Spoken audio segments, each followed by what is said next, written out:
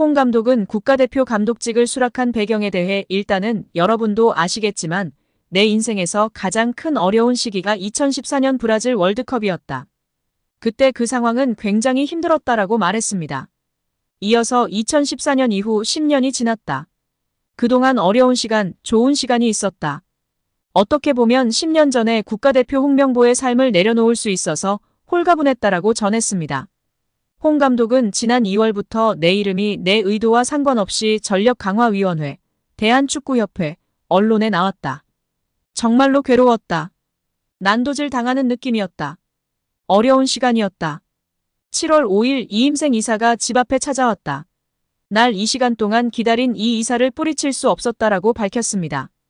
이어 이 이사는 나에게 메이드 인 코리아라는 기술 철학을 말했다. 전에 행정직을 하면서 기술 철학에 관심이 많았다. 당시 마무리 짓고 나오지 못했다.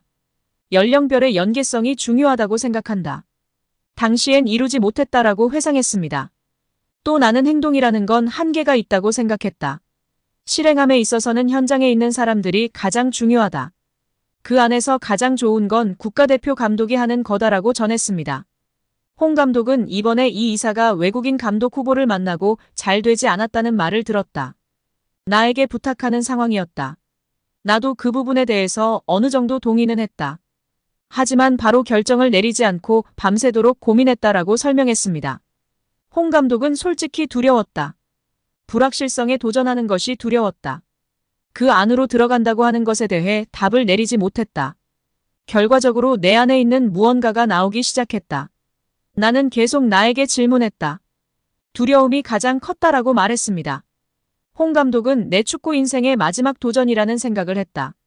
한편으로는 실패한 과정과 이후 일어난 일들은 끔찍하지만 반대로 다시 도전해보고 싶다는 승부욕이 생긴 게 사실이다라고 이야기했습니다. 이어 정말 새롭게 강한 팀을 만들어 도전하고 싶다는 생각이 들었다. 나를 버리지 않으면 안 된다고 생각했다. 정말 잠을 못 자면서 생각했다. 난 날 버렸다. 난 이제 없다. 대한민국 축구밖에 없다라고 덧붙였습니다.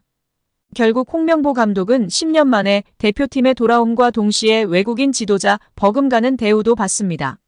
이임생 이사는 연봉 등 세부 계약 조건에 대해서는 밝힐 수 없지만 이제 한국 지도자들도 외국인 감독 못지않게 대우를 받아야 한다는 생각이라면서 외국인 지도자에 뒤지지 않는 계약을 체결했다고 전했습니다.